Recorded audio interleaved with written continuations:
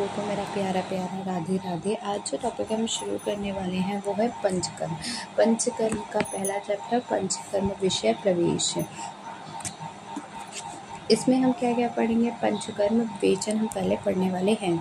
पंचकर्म विषय प्रवेश। पंचकर्म आयुर्वेद चिकित्सा का एक महत्वपूर्ण अंग है तथा अष्टांग आयुर्वेद में व्याप्त त्रैविध चिकित्सा अर्थात संशोधन, संशमन और निदान परिवर्जन के युक्त प्रयोग द्वारा सभी प्रकार के रोगों का निराकरण संभव है। पंचकर्म तथा अन्य संशोधन कर्म संशमन चिकित्सा के पूरक चिकित्सा होने के अतिरिक्त अनेक अवस्थाओं में स्वयं पूर्ण चिकित्सा भी है। संशोधन चिकित्सा द्वारा रोगों का समूल नाश हो जाने के कारण तथा शांत हुए रोगों का पुनरागमन न होने के कारण संशोधन को श्रेष्ठ माना गया। पंचकर्म विवेचन।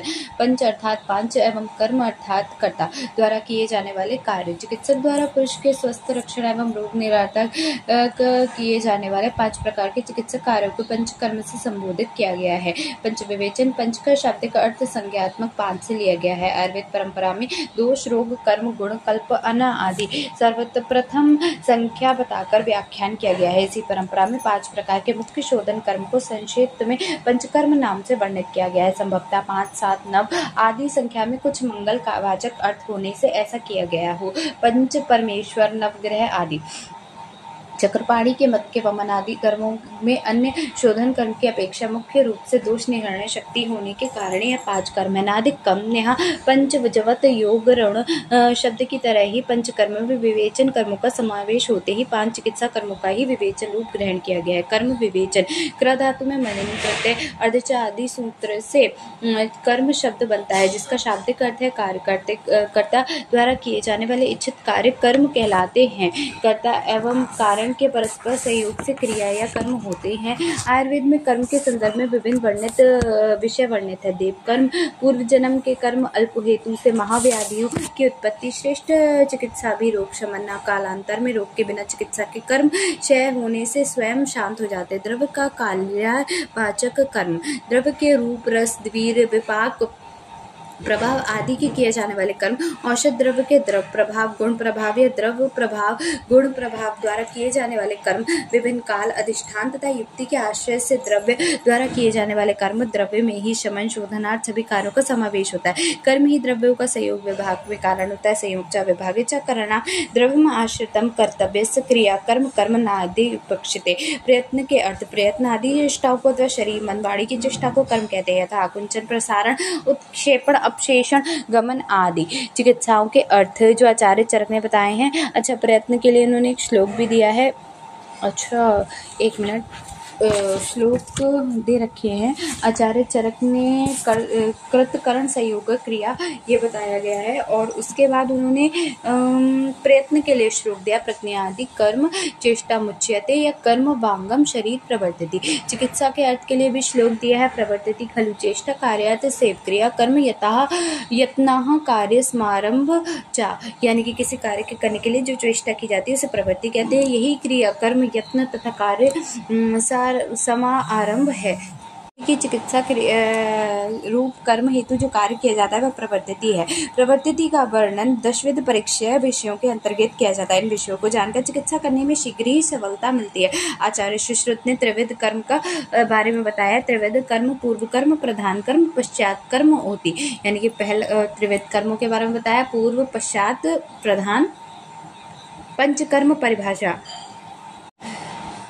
किसी कार्य के करने के लिए जो चेष्टा की जाती है उसे प्रवर्तिति कहते हैं। वही कार्य, क्रिया, यत्न तथा कार्य प्रमाण पंचकर्म परिभाषा पे थे हम। शरीर में विकार उत्पन्न करने वाले दोषों को स्नेहन, स्वेदन आदि कर्मों द्वारा उत्क्लेशित करके अथवा पूर्व से उत्कृष्ट दोषों को कोष्ठ में एकत्र कर अथवा धातुओं में लीन दोषों को बाहर निकालकर तथा मात्रा काल का विचार कर औषध द्वारा उनको निकटतम प्राकृत मार्ग से बिना किसी व्याप्ति से बाहर निकलने हेतु जिन 5 शोधन प्रायः चिकित्सा कर्मों का सम्यक रूप से प्रयोग कर दोषों की साम्यावस्था स्थापित की जाती है उसे विद्वान पुरुष एकत्र रूप में पंचकर्म कहते हैं। तो इसका श्लोक दे रखा था क्या? ता अनुपस्थिते दोषाणाम स्वेद उपदादिन पंचकर्मणानि कुर्वति मात्रा कालो विचारेण। पंचकर्म का क्रम। आचार्य चरक ने पंचकर्म का सर्वप्रथम प्रयोग द्वितीय अध्याय अपमार्ग तुल्यम अध्याय से किया है। आत्रेय संप्रदाय के आचार्य ने पंचकर्म में वमन, विरेचन, अनुवासन, निरूह एवं शिरो विरेचन की गणना की है, जबकि परवर्ती संग्रहकारों ने वमन, विरेचन, निरूह, शिरो विरेचन तथा रक्ष मोक्षण इन 5 कर्मों की गणना की है। चरक सूत्र स्थान के अपमार्ग तुल्य अध्याय में पंचकर्म के द्रव्यों का वर्णन करने में क्रमशः शिरो विरेचन,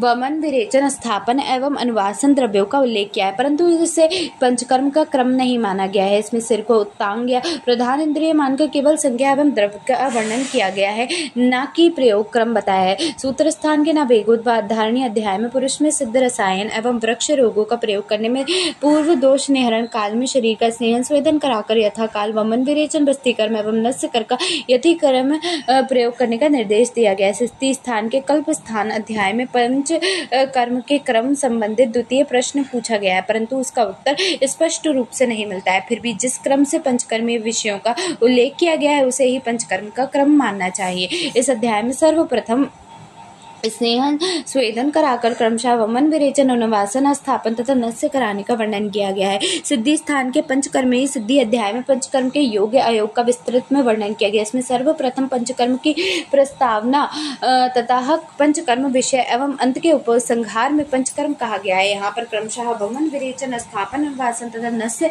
उल्लेख इनको पंचकर्म कहा जाता है। सुश्रुताचार्य चरक ने पंचकर्म के क्रम का स्पष्ट उल्लेख नहीं किया है, परंतु चिकित्सा स्थान में पंचकर्म विषयों यथा क्रमशः स्नेहन, स्वेदन, वमन, विरेचन, अनुवासन, बस्ती, निरूह, बस्ती तथा नस्य का वर्णन अलग अलग अध्याय में विस्तृत पूर्वक किया है। सूत्र स्थान के उपगरीय अध्याय में त्रिविध कर्म, पूर्व कर्म, प्रवधान कर्म और पश्चात कर्म का वर्णन किया है, जिसका टीका करते हुए डलहर ने पंचकर्म के विषयों का निर्देश किया। डलहर ने निम्नलिखित व्याख्या किया। पूर्व कर्म लंघन, दीपन, पाचन, स्नेहन, स्वेदन, वमन, विरेचन, प्रधान कर्म व्रण का पाटन,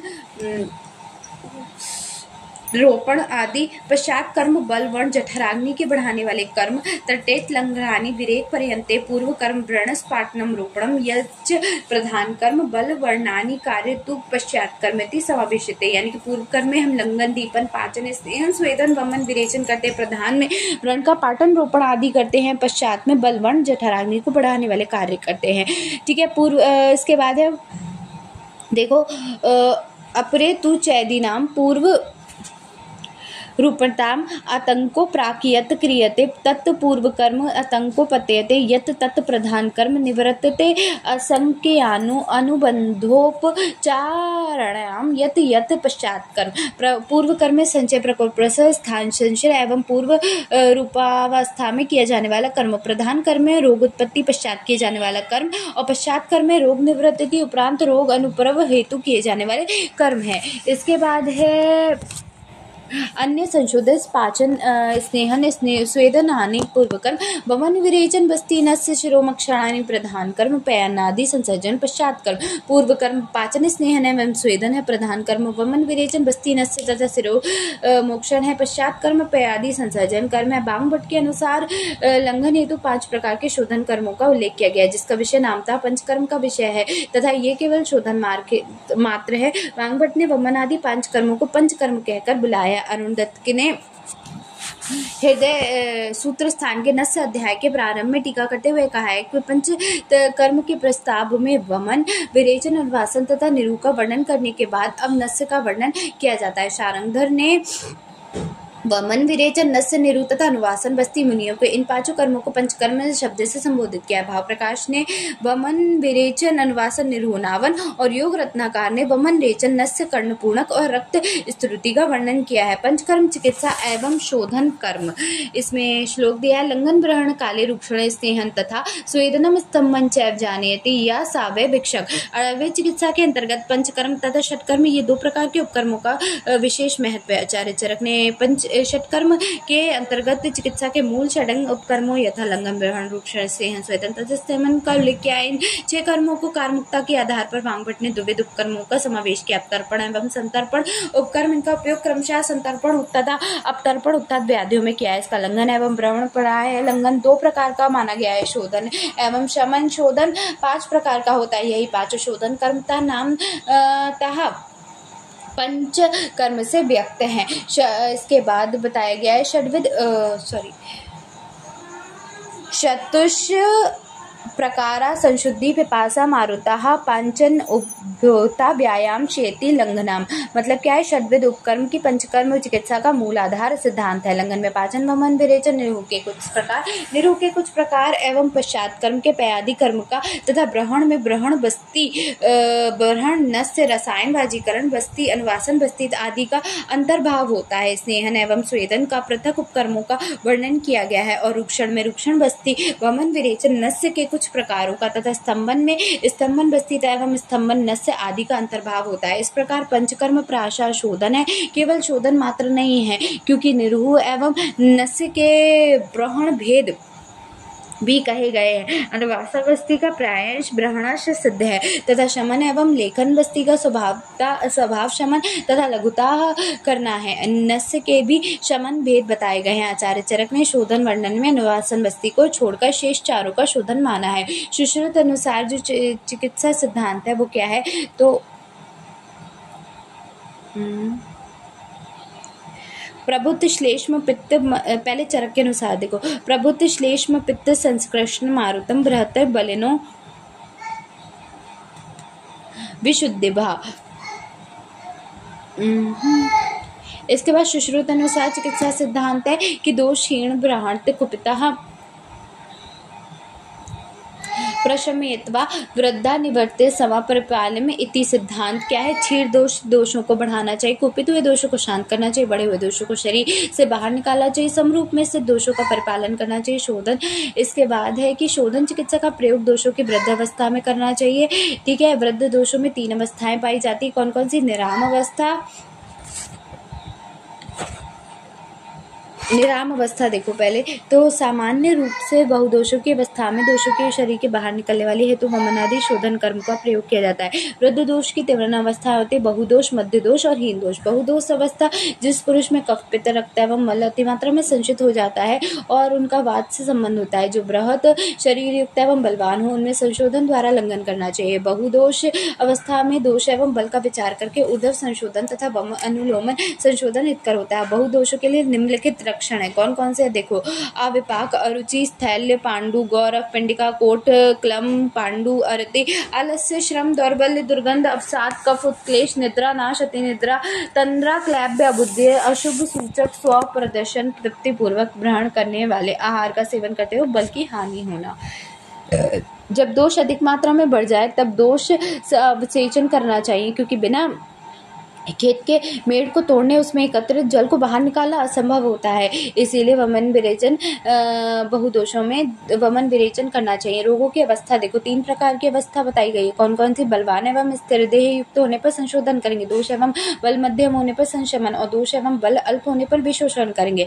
मध्य दोष अवस्था रोगों में निम्नलिखित लक्षण रोग होने पर ऊर्ध्व संशोधन तथा अनुलोमन संशोधन द्वारा लंघन करना चाहिए। मध्य बल वाले रोगियों में विसूचिका और गौरव, कफ, पित्त के वमन में अल्सक और उदार, सार में हम ज्वर और हृदयास और हृदय रोग में विबंध अरोचक। यदि ये रोग मध्य बल वाले पुरुषों में हो तो उनमें पाचन द्वारा लंघन करना चाहिए। रोग अल्प दोषों वालों में हो तो उनमें पिपास, निग्रह, उपवास द्वारा रोगी को जीतना चाहिए। यदि यही रोग बलवान पुरुष में हो तो व्यायाम, आतप, मारुत सेवन जीतना चाहिए और बलवान पुरुष को अवर बल वाले लोगों से कठिन जिद नहीं होना चाहिए। लंघन पाचन में मध्य बल दोषों का उसी प्रकार शमन हो जाता है जैसे सूर्य संताप से तथा वायु पूरी डाली गई हुई भूल या राख। लंघन पाचन के मध्य दोषों का उसी प्रकार शमन हो जाता है जैसे सूर्य संताप से तथा वायु द्वारा डाली गई धूल या राख से थोड़े से जल द्वारा तालाब सूख जाता है। हीन दोष अवस्था क्या होती है, जब दोष अल्प मात्रा में हो, सब दोष केवल लंघन, उपवास आदि कर्म द्वारा हो जाता है। लंघन द्वारा अग्नि एवं मारुत की वृद्धि होने के कारण अल्प दोषों का उसी प्रकार नाश होता है जिस प्रकार थोड़ा सा जलवायु एवं धूप से सूख जाता है। दोषों का साम अवस्था में शोधन, शरीर में अपक्व रस या आम की उपस्थिति होने पर वे दोषों में समूर्छित होकर साम दोषों को उत्पन्न करते हैं। अति मात्रा में दोषों की वृद्धि होने पर, संपूर्ण शरीर में व्याप्त होने पर यदि दोषों की सामावस्था हो तथा दोष धातुओं में लीन हो एवं दोष क्लेशित अवस्था में न हो तब वमनादि द्वारा शोधन नहीं करना चाहिए। इस अवस्था में शोधन कराने से समदोष एवं अनुकृष्ट दोष शरीरस्थ रस रक्ताश्रय धातुओं का नाश करने के बहुत कठिनता से अल्प प्रमाण में उसी प्रकार निकलते हैं जिस प्रकार कच्चे फल का रस निकालने का प्रयास करने पर फल का नाश होकर अल्प मात्रा में रस निकलता है। सर्व शरीर प्रसत साम दोष अवस्था तथा दोषों के धातुओं में लीन होने पर सर्वप्रथम दीपन पाचन स्नेहन स्वेदन कराने और जब दोष शिथिल और क्लेशित हो जाए तब दोषों के बल अनुसार संशोधन का प्रयोग कर समीपस्थ मार्ग में दोषों का बाहर निकाल देना। दोषों के चलायमान अवस्था में शोधन कैसे करोगे? कोष्ठ से मृदु होने पर तथा प्रकोपित दोष को अपने चलायमान होने पर पुरुष के शारीरिक बल का विचार करने की आवश्यकता नहीं पड़ती, अर्थात बलवान या दुर्बल रोगी को भी संशोधन कराया जा सकता है। इसी प्रकार बिना किसी व्याधि के अन्य कारणों से दुर्बल हुए पुरुष का भी इसी स्थिति में संशोधन कराना हितकर होता है। जिस पुरुष के क्लिष्ट दोष स्वयं ही अपने स्थान से चलायमान होता था, जिसका कोष्ठ मृदु हो, उसके अल्पावस्था वाले दो पुरुषों को दिया गया संशोधन औषध रोगों का नाश होता है। अल्पबल युक्त अथवा दुर्बल पुरुषों के दोषों का संशोधन करना समय प्रकोपित दोषों अपने अपने स्थानों में चलायमान प्रभुत्व दोषों का अल्प अल्प मात्रा में बार बार निकलना चाहिए। दोषों के अल्प चलायमान होने की अवस्था में उनका शमन करना चाहिए। बलवान अथवा दुर्बल लोगों के चलायमान पक्व दोषों को बाहर अवश्य निकाल देना चाहिए, क्योंकि इन दोषों की अपेक्षा करने पर पुरुषों को बहुत काल तक कष्ट पहुंचता है। दोषों की आशयकर्ष अवस्था में शोधन शरीर में रस रक्त आदि दोषों की एक स्थान में दूसरे स्थान पर गति कराने का वात एवं एक महत्वपूर्ण भूमिका निभाता है। वातबद्धक आहार विहार के कारण शरीर में वात का प्रकोप होता है, जिससे फलस्वरूप प्रकोपित वात साम अवस्था में स्थित अन्य दोषों यथा कफ एवं पित्त को अपने स्थानवत अथवा आशय से बाहर निकाल कर या कर्षण कर अदाशय को पहुंचा देती है अथवा संपूर्ण शरीर में फैला देती है। इस प्रकार वायु में ये शीघ्र गति द्वारा दोषों को अपने आशय में बलपूर्वक बाहर निकालने की प्रतिक्रिया आशय उपकर्ष कहलाती है। आशय उपकर्ष की अवस्था में शोधन बहुत ही सावधानी पूर्वक कराना चाहिए, क्योंकि कफ एवं पित्त दोष वृद्ध अवस्था में नहीं होते, परंतु अन्य आशयों में गमन करने वाले कफ एवं पित्त वृद्धि के लक्षणों को उत्पन्न करते हैं। इससे दोष वृद्धि होने का भ्रम होता है। इस अवस्था में सर्वप्रथम स्नेह आदि वातनाशक सर्व विधियों का प्रयोग तथा वात का अनुलोमन करना चाहिए। वात का अनुलोमन हो जाने से अन्य स्थान में गए हुए दोषों का स्वस्थान में आना लगते हैं। यदि दोष स्वस्थान में न आए तब तदोत्तर दोष की वृद्धि करके तथा स्रोतस का विशोधन करके उन्हें स्वस्थान में लाने का प्रयास करना चाहिए। तत्पश्चात दोषों के लक्षणों के अनुसार संशोधन कर्म करना चाहिए। दोषों की आवरण अवस्था में शोधन कर्म वात व्याधियों की चिकित्सा करने के समय आवरण का सावधानी पूर्वक निरीक्षण करना चाहिए। आवरण की अवस्था होने पर आवरण की वृद्धि न करते हुए सर्वप्रथम आवरक कफ या पित्त की चिकित्सा की जाती है तथा वात की चिकित्सा की जाती है। यदि कफ एवं पित्त दोनों ही दोष वक्र के रूप में हो तो सर्वप्रथम पित्त की चिकित्सा करनी चाहिए। पित्त आवृत वात की चिकित्सा में व्यात्यास क्रम बारी बारी में शीतल एवं उष्ण क्रियाओं का प्रयोग एवं जीवनीय घृत का प्रयोग करना चाहिए। काफ आवृत वात की चिकित्सा में स्वेदन तीक्ष्ण निरुबस्ती वमन विरेचन पूरण सर्पी तेल एवं सरसप तेल का प्रयोग करना चाहिए। आवरक चिकित्सा के उन औषधि द्रव्यों का प्रयोग करना चाहिए जो कफ एवं वात में वृद्धि न करके परंतु स्निग्ध हो एवं स्रोतक का शोधन करने वाला हो तथा वात का अनुलोमन हो। रसायन के रूप में शिलाजतु दूध गुगलू तथा अभय अम्लकी का प्रयोग करना चाहिए। कोष्ठ से शाखा एवं शाखा से कोष्ठ में दोषों की गति। सबसे पहला है दोषों का कोष्ठ से शाखा में जाना। तो इसके लिए श्लोक है व्यायाम दुष्य स्थिते अधिक स्थानत अवचारणम कोष्ठ अक्षत मला यान्ति द्रुतुम अस्य चा तत्र अस्थम विलंबते कदाचित समीरते नादेश काले कुपयन्ति भूयो हेतु प्रतीक्षणा। अर्थात कोष्ठ से स्थित वात आदि दोष निम्न चार कारणों से शाखाओं से चले आते हैं। अत्यधिक व्यायाम करने से, उष्ण एवं जठराग्नि की तीक्ष्णता के कारण, अहितकर आहार विहार का सेवन करने से, वायु की शीघ्र गति के कारण, शाकादि दोषों से कोष्ठ में गमन किस तरीके से होता है? व्यध्या विवध न्यात पाकात स्रोतो मुख विशद्यान शाखा मुक्ता मला कोष्ठा यान्ति व्यायाम निग्रहतात। शरीर में दोषों की वृद्धि करके, दोषों का विषन अथवा विलयन करके, दोषों का पाचन द्वारा परिपाक्व करके, अवरुद्ध स्रोतस का स्रोतोमुख विशोधन करके और प्रकोपित एवं प्रतिलोम वायु का निग्रह करते। जिस प्रकार ऊपर ऊंचे स्थान से जल नीचे की ओर बहता है, उसी प्रकार शाखाओं में गए हुए दोष स्नेहन स्वेदन प्रक्रिया द्वारा कोष्ठ में आ जाते हैं। डिफरेंस क्या है? तो दोषों का शाखा से गमन करने के कारण क्या है? अति व्यायाम करने से उष्णता ऊष्मा की तीक्ष्णता से अहितकर का अपचरण करने से, वायु की शीघ्र गति होने से, दोषों का शाखाओं में कोष्ठ में गमन के कारण और दोषों के विषयंद या विलयन दोष, परिपाक व स्रोतस मुख विशोधन, वायु निग्रहण के कारण पंचकर्म चिकित्सा के योग्य और अयोग्य। पंचकर्म के योग्य पुरुष कौन से हैं? अनेन विधनाम राजा राजमत्रो अद्भा पुनः यस्य वा विपुलम द्रव्यम सा संशोधन अमृते, यानी कि राजा राज सदृश अन्य पुरुष सभी प्रकार के उपकरणों साधनों से संपन्न घनी पुरुष को वमन अथवा विरेचन द्वारा को पीने के लिए इच्छुक हो, उसके उपकालीन अध्याय में बताए गए संभार द्रव्यों को एकत्र करने में संशोधन औषधि का प्रयोग करना चाहिए। इसी प्रकार निर्धन पुरुष का भी यथार्थ अथवा परिस्थिति अनुसार संशोधन करना चाहिए। पंचकर्म के अयोग्य पुरुष कौन से होते हैं? चंड, अहिति, साहसी, डरपोक, क्रथन, व्यग्र, नास्तिक, श्रद्धाहीन, धर्म के प्रति अत्यंत अरुचि रखने वाले, शोक, शंका, असाध्य, निर्धन, रोगी, वस्तुओं में विहीन, परिचारक रहित तो रोगी जिनके बल मांस शोणित अतिशीर्ण हो चुके हों, मरणासन एवं मृत्युकारक लक्षणों से युक्त, वैद्य, विदग्ध, शत्रु, अच्छे वैद्य राजक द्वेष वाला अथवा अच्छे वैद्य राजक द्वेष करते हुए वैद्य मानी। इसके बाद इसके अतिरिक्त गर्भिणी, रूप शरीर वाले, शुद्धा पीड़ित, नित्य दुखी, बालक, वृद्ध, अतिक्रश, अति स्थूल हृदय रोगी, ऊर्षद से पीड़ित तथा अति दुर्बल में तथा आम ज्वर से पीड़ित पुरुषों में वमन, विरेचन, बस्ती, दस्त और धूम्रीय शोधन कर प्रहार नहीं करने चाहिए। अजीर्ण रोगी में वमन को छोड़कर अन्य सभी कर्मों यथा विरेचन, बस्ती, नस्य, धूम, गंडुष, अंजन आदि का निषेध है। संशोधन के गुण और एवं लाभ। उपयुक्त काल में संशोधन करने से कोष्ठ की शुद्धि हो जाती है, सभी प्रकार के मलों में शरीर में बाहर निकलने, सभी प्रकार के रोगों का शमन होता है, वातादि दोष दूष प्रकृति स्थित हो जाते, शरीर एवं इंद्रियों में बल की वृद्धि होती है, शरीर अवयव एवं धातुओं की पुष्टि होती है, शरीर एवं धातु में स्थिरता आती है, त्वचा के वर्ण का प्रसादन होता है, इंद्रिय मल बुद्धि एवं वर्ण में निर्बलता आती है, अग्नि की प्रदीप्त होती है और काय अग्नि की वृद्धि होती है, संतान प्राप्ति तथा मैथुन शक्ति की वृद्धि होती है, आयु की वृद्धि होती है, वृद्धावस्था देर से आती है तथा पुरुष चिरकाली तथा स्वस्थ होकर जीवन यापन करता है।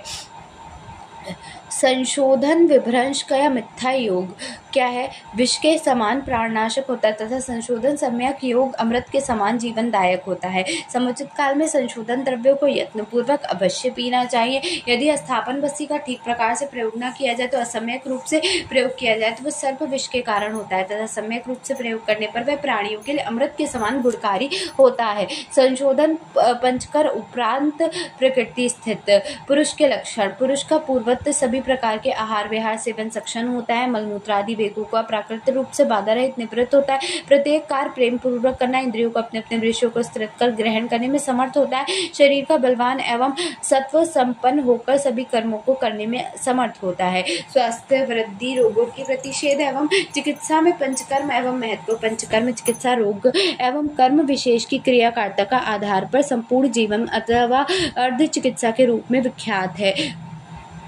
आचार्य अग्निवेश ने काय चिकित्सा में बस्ती कर्म को संपूर्ण चिकित्सा का आधा भाग बताया है, जबकि आचार्य इसकी विधिवत्ता एवं उपयोगिता को देखते हुए इसको संपूर्ण चिकित्सा भी मानते हैं। इसी प्रकार शल्य तंत्र रक्तमोक्षण को अर्ध चिकित्सा मानता है। बस्ती एवं रक्तमोक्षण दोनों ही पंचकर्म के मुख्य अंग होने के कारण पंचकर्म चिकित्सा को संपूर्ण चिकित्सा कहा गया है। पंचकर्म चिकित्सा द्वारा आयुर्वेद के मुख्य उद्देश्य यथा स्वस्थ पुरुषों के स्वास्थ्य का रक्षण तथा आतुर पुरुषों के रोगों को शांत करना ही पूर्णता सिद्धि है। इसके सम्यक प्रयोग से आतुर एवं स्वस्थ पुरुषों के सुखायु होती है, बल में वृद्धि होती है, आयु की वृद्धि होती है, रोगों का नाश होता है। इसके बाद है पंचकर्म का प्रयोजन 3 प्रकार के होते हैं। वही स्वस्थ पुरुषों के पंचकर्म विधान, स्वस्थ पुरुषों में रोगों के प्रतिषेध हेतु पंचकर्म विधान, आतुर विकारों पुरुषों में पंचकर्म विधान। स्वस्थ पुरुषों में स्वस्थ रक्षागत पंचकर्म विधान क्या है कि दैनिक दिनचर्या में पंचकर्म का प्रयोग करना चाहिए। ऋतुचर्या में पंचकर्म का प्रयोग आधारणीय, वेग धारणीय, अवस्थिक। अच्छा, ऋतुओं में कैसे करोगे तो प्रावट में शुचिनभ, आषाढ़ में वात शोधन करते हैं, शरद में हम पित्त का शोधन करते हैं, वसंत में कफ का शोधन करते हैं। इसी प्रकार आधारणीय वेगों को धारणजन्य, अवस्थिक कि किन वेदों से क्या क्या बीमारी हो रही है तो उनको धारण नहीं करना चाहिए। इसके बाद में बात करूँ तो विष प्रतिकार हेतु पंचकर्म। विष के लिए हम कौन से विष के लिए कौन सी चिकित्सा करेंगे? स्वस्थ पुरुषों में प्रतिषेधनार्थ पंचकर्म विधान। तो स्वस्थ पुरुषों में जो आयु की वृद्धि करे या फिर संशोधन कर्म, जो दोषों को बढ़ा हुआ है वो बाहर निकाले, उसके लिए करना चाहिए। आतुर पुरुषों में रोगी की चिकित्सा हेतु पंचकर्म विधान के बारे में भी बताया। अष्टांग आयुर्वेद में पंचकर्म के बारे में बताया गया है। कौन कौन से? काय चिकित्सा, शल्य चिकित्सा, शाला की चिकित्सा, कौमार व्रत, अगतंत्र, भूत विद्या, रसायन विद्या, वाजीकरण, इनमें भी पंचकर्म के बारे में बताया गया है। पंचकर्म में परिहार विषय, पुरुष का संशोधन कराने के उपरांत जब तक वह अपनी प्राकृत अवस्था ना आ जाए तब तक सभी प्रकार के मिथ्याहार विहार अन्य त्याजित भावों का पूर्णतः परित्याग करना चाहिए। विशेषतः महादोषों के उत्पन्न करने वाले अष्ट महादोष भावों का सर्वथा त्याग करना चाहिए। उच्च स्वर में भाषण करना या बोलना तथा आदि शोभ उत्पन्न करने वाले यान से सवारी करना, एक ही आसन पर अधिक देर तक बैठे रहना, अधिक दूरी तक पैदल चलना, भोजन की अजीर्ण अवस्था में पुनः भोजन करना, अति अहितकर तथा विरुद्ध आहार का सेवन करना, दिन में निद्रा का सेवन करना अथवा दिवा स्वप्न, संशोधन काल में मैथुन या असमयिक स्त्री का सेवन करना। इसके अतिरिक्त एक स्थान पर अधिक देर तक खड़े रहना, शीतल आहार विहार का सेवन, आतप सेवन, शोक, काम, क्रोध, लोभ, मोह, अकाल में भोजन आदि का प्रयोग नहीं करना चाहिए। उच्च भाष्य महादोष कौन कौन से? उच्च भाष्य, रक्तक्षोभ, अति चटकट और उत्सादन। अचन के व्याप्त क्या है? उच्च भाष्य के लिए ऊर्ध्वभाग पीड़ा होती है, रक्तक्षोभ के लिए सर्वदेह पीड़ा होती है, अति चटकम के लिए अधोभाग पीड़ा होती है, मध्य भाग में पीड़ा होती है, अत्यसायन में अजीर्ण में पीड़ा होती है। आम दोष की व्याप्त होते हैं। अहित भोजन महादोष है तो दोष विकार होते हैं, दिवा स्वप्न, श्लेष्मज विकार, मैथुन, क्षय व्याधि, ये सब बताए गए हैं। ठीक है, उसके बाद है अष्ट महादोषकर भावों के लक्षण एवं चिकित्सा।